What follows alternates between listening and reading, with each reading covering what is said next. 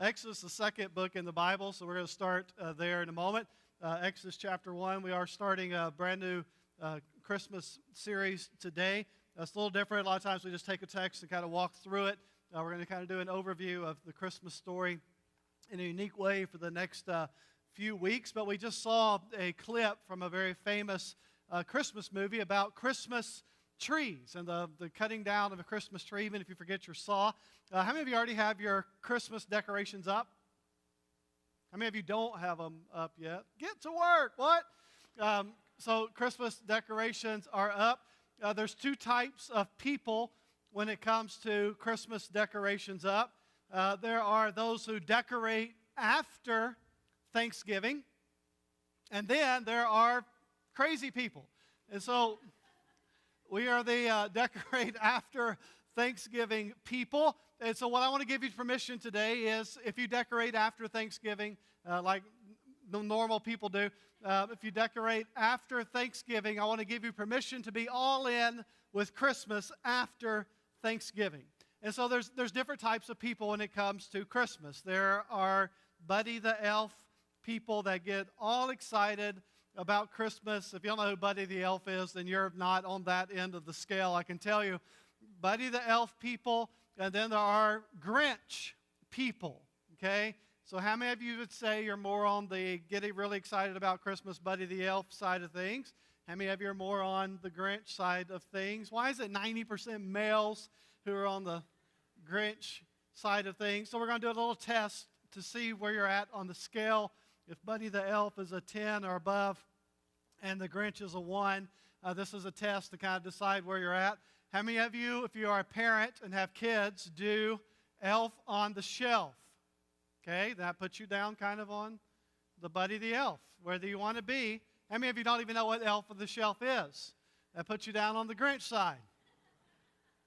We were going to do Buddy the Elf, but I got disqualified because I thought it would be a great idea when the kids came in if Buddy the Elf was sitting there and a pair of scissors laying beside him holding his own head. Like, I think that's awesome. But that kind of disqualified me.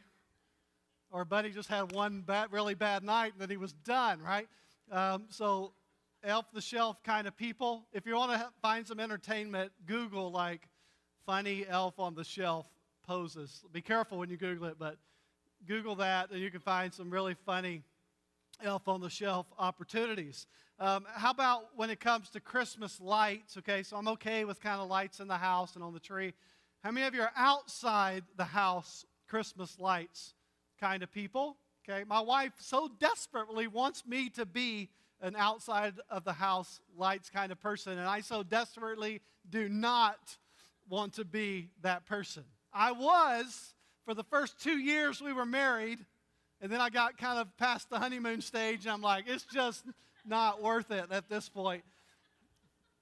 I'm not outside the lights. One of my favorite clips from another clip of the movie we saw was when Clark hands the giant ball of Christmas lights to Rusty. He's like, go untangle these, because that's kind of how I feel with the whole outside the lights. Now, this is different level. How many of you are giant inflatables in your yard Christmas people? Like you've got a giant Santa or something. So that puts you way down here on the Buddy the Elf side of things. I would do the test like how many of you leave your Christmas lights up all year, but that's more of a redneck test instead of a where you're at on the scale test. What about Christmas movies? I'm going to give you your opportunity to yell out your favorite Christmas movie when I say 3. Okay, 1, 2, 3. I didn't hear any of those except I heard Die Hard. That doesn't count. But so how many of you watch your favorite Christmas movie more than one time every year? Okay, how many of you watch it 5 times in 1 year? That's a lot. That puts you way down on the Buddy the Elf side of the scale. But what if your favorite movie's The Grinch? Where does that put you on the scale? I guess it puts you on this end because he ends up with a changed heart. Now, around my house, we love Christmas, not in a crazy kind of way, but in a fun kind of way. My kids, my older 3 kids, not Levi, but my older 3, they're now young adults, approaching young adults. If you were to talk to them, they would tell you that back in the day, I robbed them of the spirit of Christmas because I would not lie to them. I'm an honest, ethical dad. When they ask me, no clapping because I'm going to because there's the rest of the story in a moment. I wouldn't lie to them that some dude slid down the chimney and left gifts for them. I mainly didn't lie to them because we were never at our house on Christmas. We were always at the grandparents, so there had to be some explanation about the whole Christmas thing. And I knew Santa was going to show up at the grandparents', but I refused, and my conscience is the excuse I used, that I'm not going to lie to them about Santa. Really, I just didn't want Santa getting the credit for like all the hard work I put into having to buy the gifts and put those suckers together. Like, he's not getting credit for that. And now my kids feel like that I took from them, that I robbed from them, that they don't have the same Christmas spirit as all their friends because I wouldn't lie to my kids. Where are we at on this? You guys on my side on this, right? So the rest of the story, though, is like, hello, Levi's having Santa Claus. Because I've kind of let up a little bit at this point, so I'm okay. No, I'm just kidding. So, like, Santa for me is in the same category as, I don't know, Buzz Lightyear and Woody. They're fun. He's fun, and he's a fictional character and all that. But that dude's not getting credit for my hard work, I can tell you. So, don't talk to my kids about this conversation. So, we have fun at Christmas, but not in a crazy kind of way. Reagan, are you over your bitterness at this point? Still not over it. So I have to admit, Christmas is not perfect around our house. There's a vast gap between what the commercials promise and reality. Christmas propaganda leads us to believe otherwise, doesn't it? That everything's going to be perfect. That's what the commercials, the Christmas movies, the TV ads tell us, that miracles will happen, that there will be no fighting during the Christmas season, that there'll be no weight gain no matter what you eat. And I can tell you that's not true just from Thanksgiving. That there's not going to be any annoyance on Christmas Day. Everybody's going to get along great. Your crazy redneck family is going to behave during Christmas. That's what the commercials tell us. That the kids are going to get up and open their presents with excitement. And there's going to be lights everywhere and a gleam in their eye. And they're going to be excited about every gift they get. They're going to show deep gratitude and appreciation. They're going to play with it longer than 5 minutes. They're going to play with the toy longer than the box. Like, that's what the commercials tell us. But that's not reality. Commercials tell us that after Christmas morning and the opening, that the wives are going to look at their husbands and say, "You bought me the perfect gift. How do you know me so well? You must be deeply in love with me to know, without me telling you or even dropping a hint, that you could buy the perfect gift for me." That's what the commercials tell us. That's what the propaganda tells us. Frosty doesn't melt. The angel gets its wings. Scrooge provides, I don't know, universal health care for Tiny Tim. Like, that's what the commercials tell us. And I'm here to tell you it's not going to happen. That's not reality. That the Christmas propaganda is fake news. That the commercials overpromise. But let me hesitate to say this. Maybe the commercials underpromise.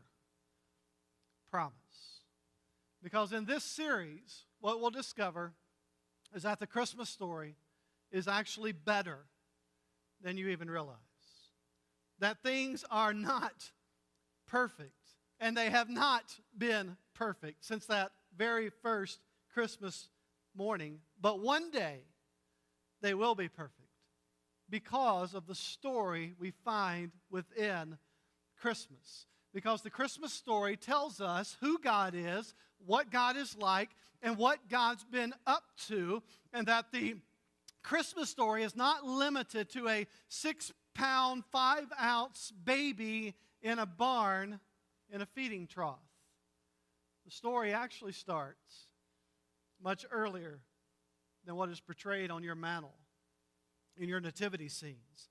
The first Christmas was actually the climax of a story that began thousands of years earlier. A story God had been preparing the world for since He breathed breath into Adam. If you're like me, when you are a brand new parent, there's a lot of preparation that goes into being a new parent, particularly your very first child. So if you kind of know my story, I kind of have three that are older, and then Levi came along some, I don't know, seems like 35 years later.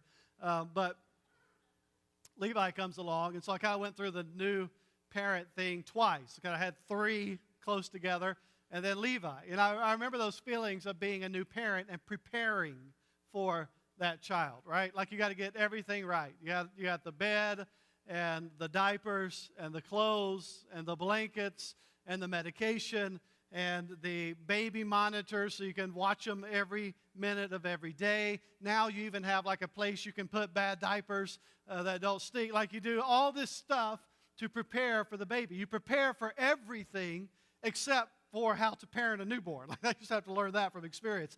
But preparation, tons of preparation. Did you know the first 2/3 of the Bible reminds us of how God prepared humanity for the birth of his son?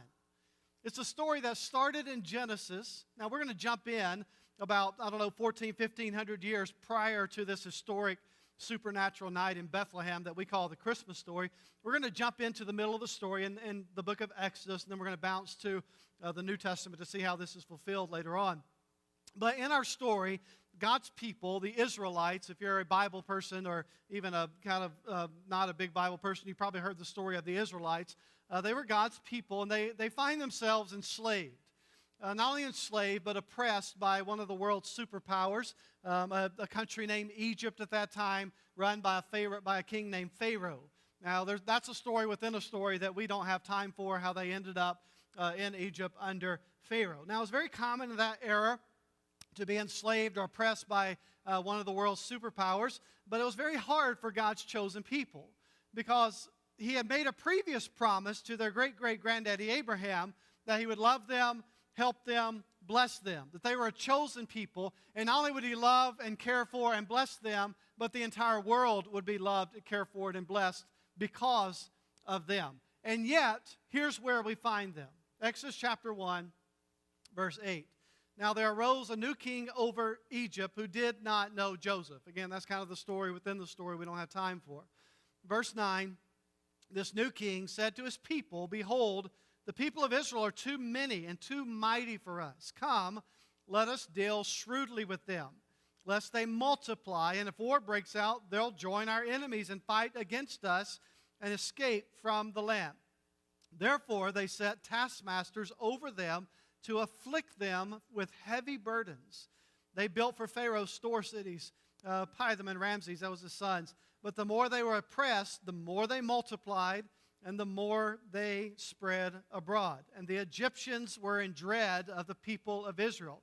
So they ruthlessly made the people of Israel work as slaves and made their lives bitter with hard service in mortar and brick and in all kinds of work in the field. In all their work, they ruthlessly made them work as slaves. So again, here's the Israelites living in Egypt. The king gets freaked out because the Israelites are multiplying rapidly, and he basically says, look, at some point if a war breaks out, we are way outnumbered. So we're going to make them slaves. And they began to deal very harshly with them. So things are really, really bad and difficult. And then things got worse. As a matter of fact, things got horrific. Look at verse 22. Then Pharaoh commanded all his people, "Every son that is born to the Hebrews you shall cast into the Nile, but you shall let every daughter live." Pharaoh reaches a point where he says, every newborn son, throw him in the river. We're going to kill the newborns. So think about God's people. Oppressed, struggling, afflicted, enslaved, hopeless, abused, helpless. And you identify with where they're at in some way? I think all of us that have kind of lived life in this broken world at different stages in life, and maybe where you're at right now, like we can identify with those feelings. Oppressed, struggling, hurting, hopeless, helpless. Now, when the Christmas season hits, and you kind of get beyond the lights and the tinsel and the decorations and the mantle manger scene and the presents under the tree, like when you kind of get beyond the surface level of Christmas, and reality is there are a lot of people who are struggling, and they're struggling deeply. And maybe you're here today and you're one of those. You're struggling. Maybe you're struggling for something going on in your life. Maybe you're struggling with the people that are in your life. Maybe you're struggling with some sin that's in your life. Maybe you are struggling with some type of regret that's in your life. It seems like a lot of times the Christmas season brings those things out at a heightened level. Some type of flaw, some type of regret, some type of mistake that you've made in your past. Maybe you are struggling with your history, your story. Maybe you're struggling with where you've been. Maybe you're struggling with like expectations, like everybody else's expectations. Maybe you're struggling with your own expectations. Like, I didn't think I would be here in life. I didn't think I would be this age and dealing with this in my life. I didn't think I would be in this season at this age in my life. I thought I would be here, but instead I'm here. Maybe you're just struggling with finances, with money, like how am I going to pay for Christmas? And my kids aren't going to get enough or have enough, or again, kind of the expectation level. And so all of us kind of find ourselves relating to or identifying, maybe not in the same situation, but with the same kind of emotions that the Israelites were going through when they had a promise from God of these things that were going to be great, they were going to be blessed, and they were going to be God's people, and in their minds they were going to rule the world, and yet they find themselves oppressed, struggling, wrestling. And then the most horrific of all, their kids being taken from them and killed and slaughtered by Pharaoh. One of the things I love about the story of Christmas is that the story of Christmas is a story of how God enters the mess, how God enters the chaos, how God enters the fray. When his people were struggling and doubtful and rebellious and feeling abandoned, like that's when God enters the picture. And newsflash for all of us, we are a mess. We're a mess. We're a mess because we're sinners. We live in the mess. We live in the sin and the sadness and the frustration and the ups and downs. And if you're like me, there's been those times in my life where I just kind of scratched my head and said, like, where's God in all this? Where is God in this moment? Where is God in this situation? Where is God in this time? And like that's the baggage and the reality that we bring to the Christmas story, isn't it? Like we bring that to the Christmas story, that we're bringing our own mess. And we can try and tie it up and put a bow on it and make it appear nice. But to do that is to miss the heart of the Christmas story. Because the heart of the Christmas story is that God enters into the messiness. That God comes down into the chaos. I love these words of hope in Exodus chapter 2 when all of this is going on. Look in verse 23. And during those many days the king of Egypt died, and the people of Israel groaned.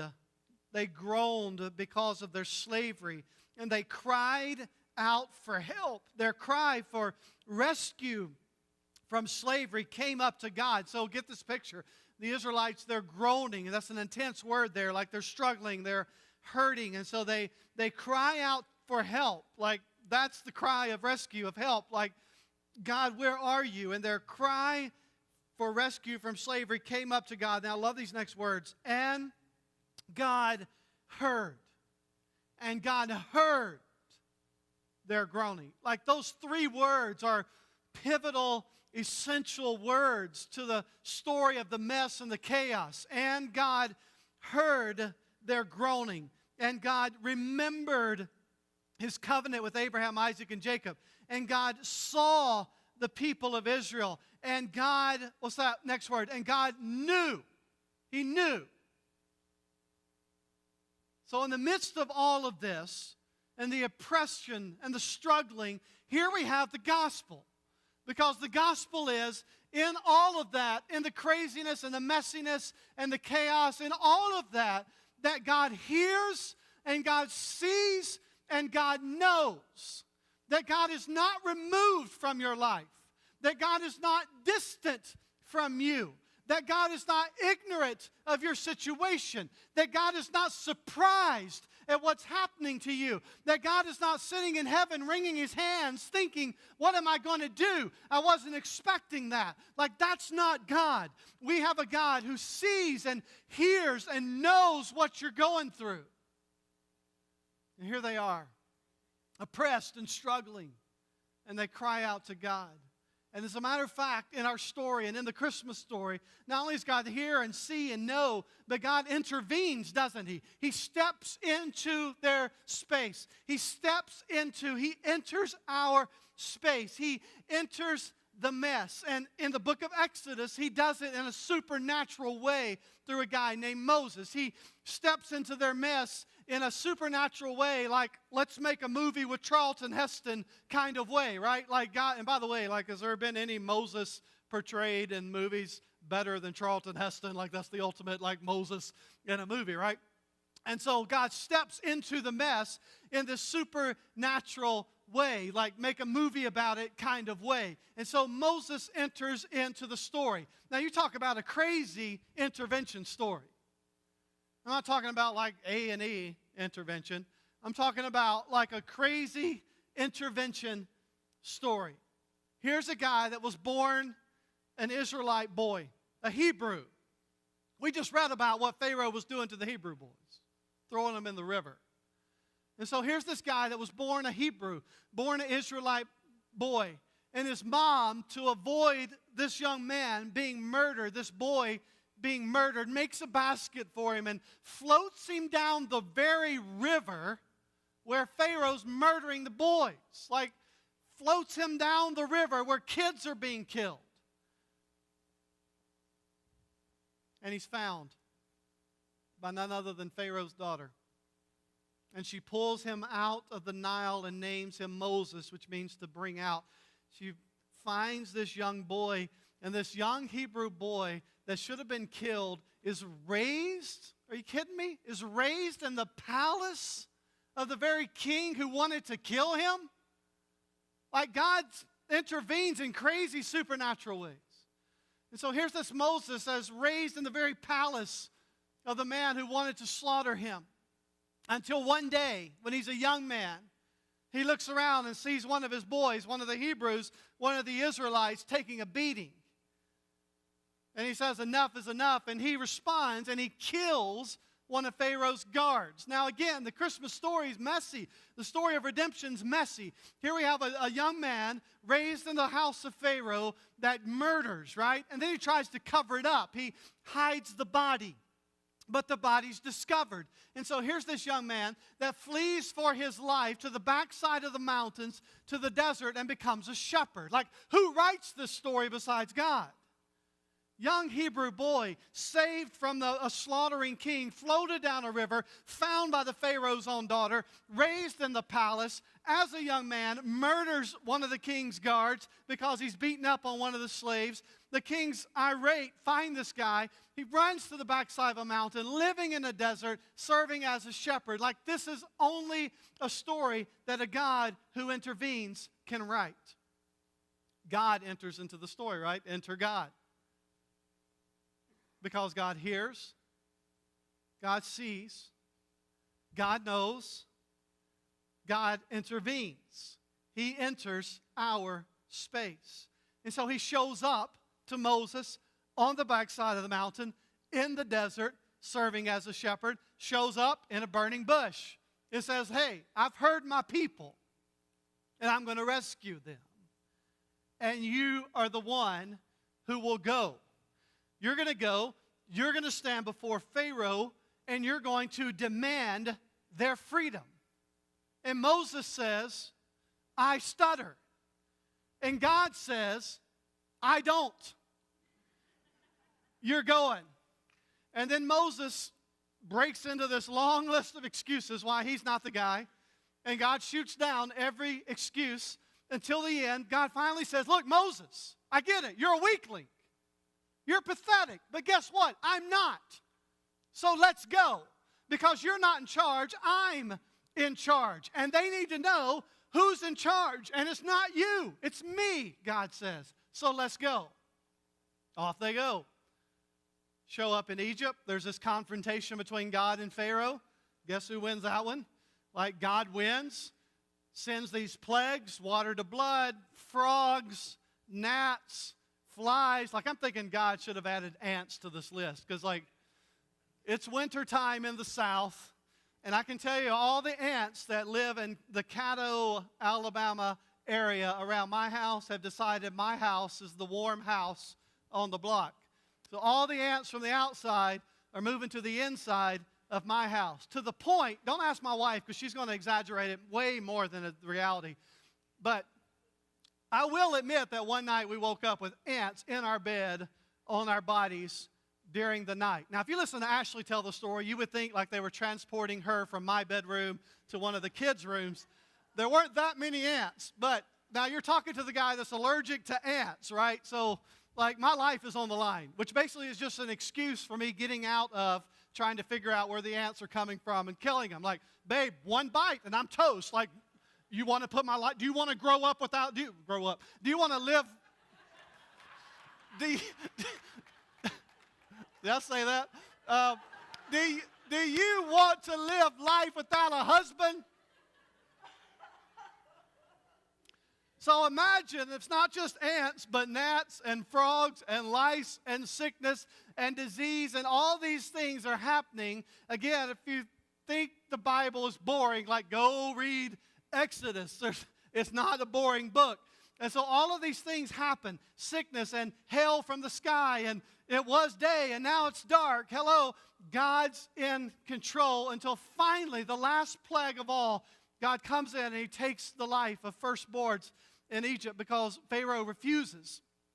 God intervenes again and again and again. Even the plagues are God's intervention again and again and again to say, I'm God and Pharaoh's not.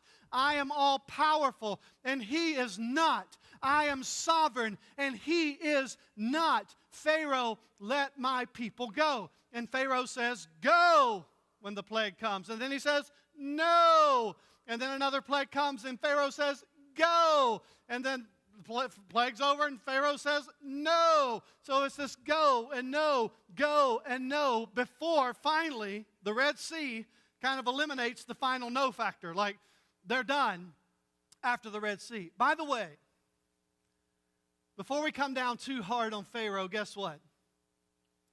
We all have Pharaoh living inside of us.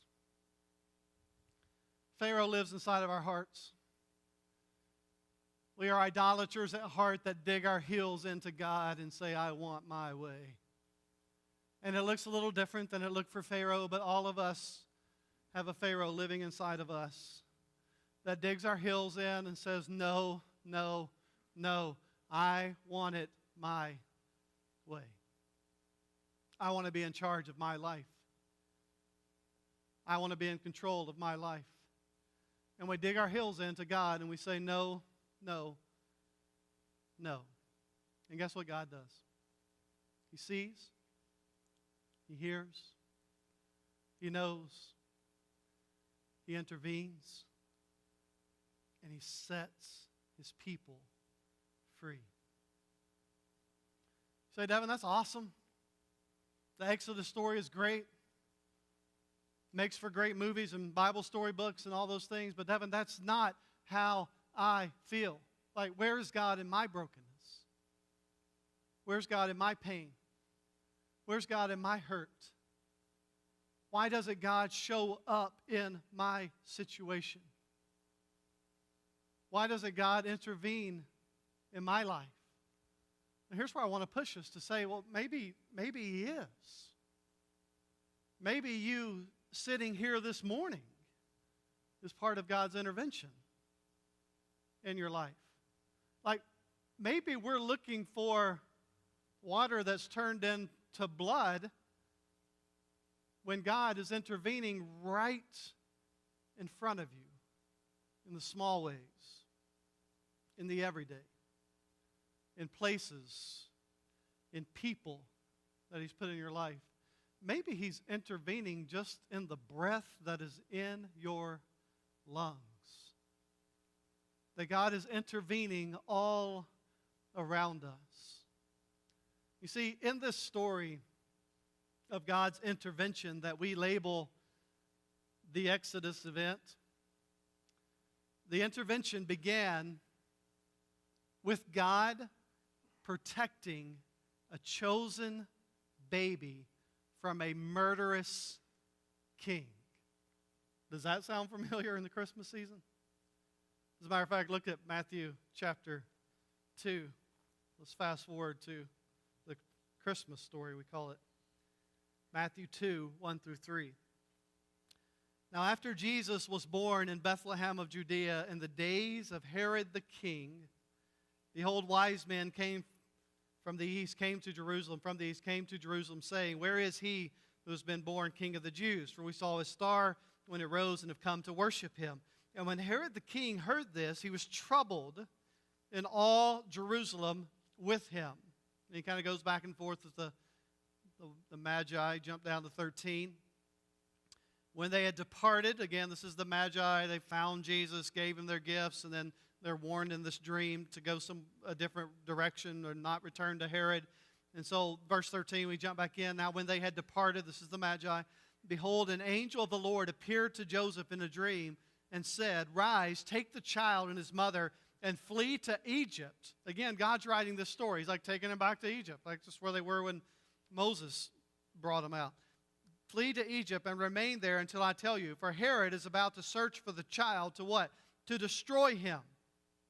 And he rose and took the child and his mother by night and departed to Egypt. Verse 16, Then Herod, when he saw they had been tricked by the wise men, became furious, and he sent, and what? And he killed all the male children in Bethlehem and in all the region who were 2 years old and under, according to the time that he had ascertained from the wise men.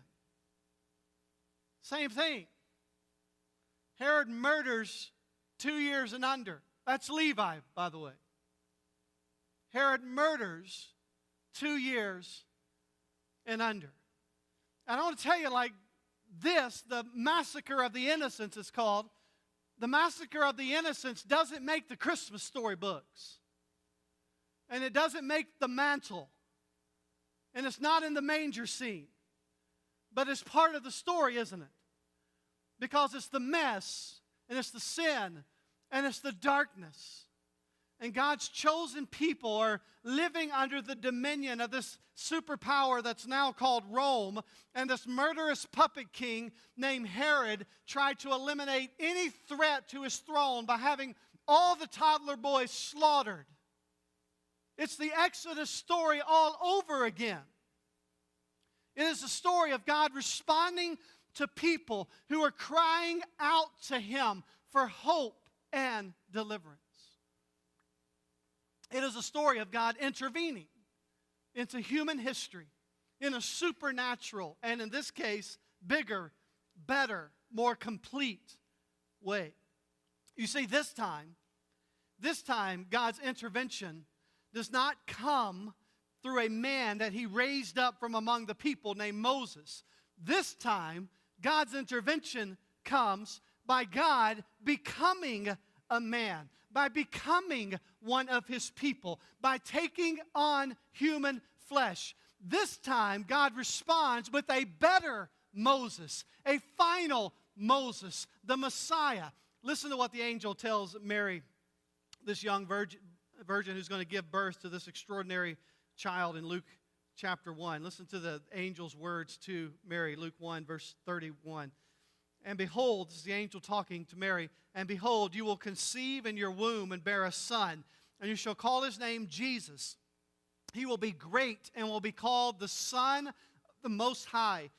And the Lord God will give to him the throne of his father David, and he will reign over the house of Jacob forever, and of his kingdom there will be no end. God is a God who enters into our space. God is not some distant, force who created everything to display his supreme powers among the other kind of warring deities of his day. God is a relational God, both in his nature as a Trinity and in his desire for relationship with his creation. We sang about it this morning, that his name shall be called Emmanuel, which means God with us, God among us. God enters our space. So listen to me as we start this series. Christmas is not about pretending that we have it all together.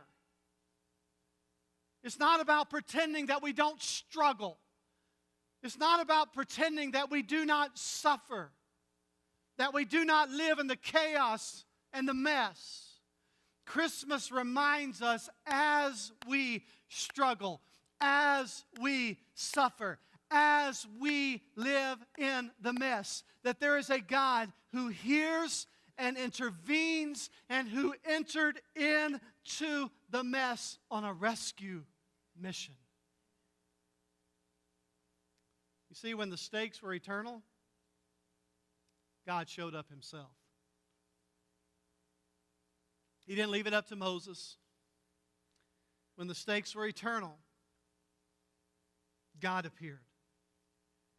God intervened. He didn't send another Moses. And that is how committed God is to our good, to relationship with his creation. And that truth, that part of the Christmas story, changes everything.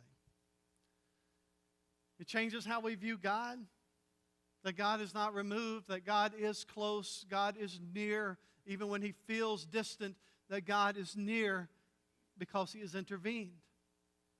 He has entered into our space. It changes how we view ourselves.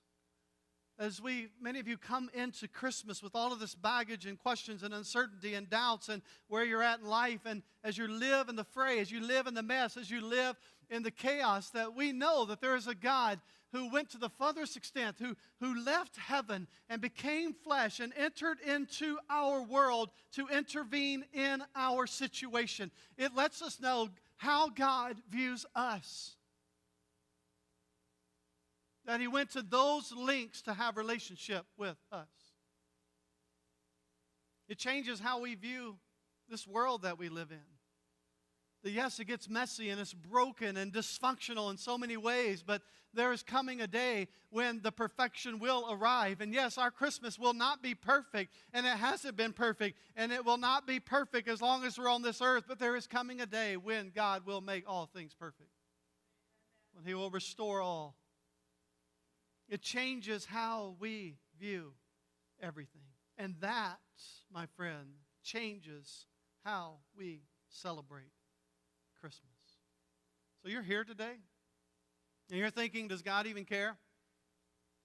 Does God hear? Does God intervene? Devin, could God get involved in my life? And you know what the Christmas story says? He already has. He already has. He hears. He sees. He knows. He intervenes. Christmas, it's even better than we realize.